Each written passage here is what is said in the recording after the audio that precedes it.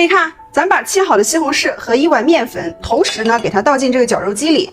这出锅瞬间呢，就是这个西红柿最新最好吃的一个新吃法啊！我相信啊，有99%的人都没有吃过这道菜。那还能好吃吗？还能好吃吗？一会儿上桌稍微晚一点啊，盘子你都填不着。然后呢，咱们就直接盖上这个绞肉机的盖子，让这个绞肉机啊开始工作啊。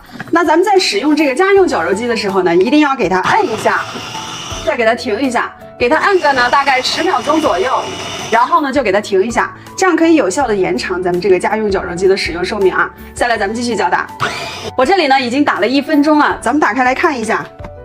哇塞，你看这个时候呢你就得到了一个粉红色的面团啊。这时候先不要着急，咱们呢再给它来上1碗的这个干面粉进去，然后呢咱们继续给它盖上这个盖子啊，再给它打上个几十秒的时间。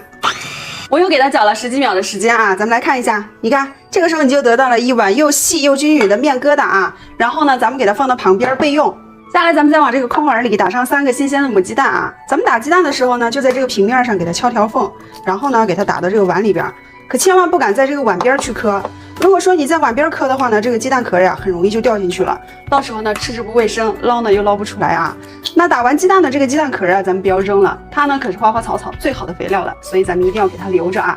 那有很多的哥哥姐姐说呀，自己在家里面做的鸡蛋总是会有一股腥味儿，不好吃啊。今天呢，我就给大家教一个小妙招，咱们把家里的这个白醋呢，给它往里头滴上2滴。加了白醋进来之后呢，这个鸡蛋吃着就一点腥味也没有了，而且呢，你还不用担心它会有醋酸味儿，因为随着温度的升高啊，这个醋酸味呢，它自然的就挥发掉了，是一丁点都吃不出来的。下来呢，咱们平底锅里边来上一些油，油热之后呢，咱们把这个葱花给它倒进来，把它呢给爆香。葱花爆香之后呢，咱们再把切好的西红柿给它倒进来，把这个西红柿的沙呢，咱们一定要给它炒出来。西红柿给它炒成这种状态呢，然后咱们就来加入清水啊。开水、冷水都可以啊，咱们给它没过食材。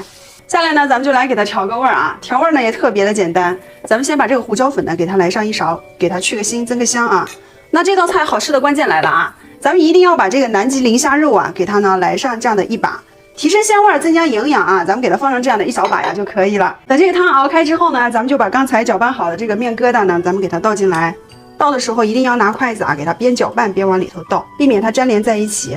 我们把这个面疙瘩给它煮到飘起来以后呢，再把刚才搅拌好的这个鸡蛋液啊，咱们给它淋进来。你看鸡蛋呢也完全煮到飘起来了，这个时候咱们就直接给它出锅盛盘。哥姐们看一下我做的这个西红柿疙瘩汤怎么样？色香味形俱全啊，看着呀就好吃，热气腾腾的啊！赶紧先给我自己来上1碗，闻着可太香了啊！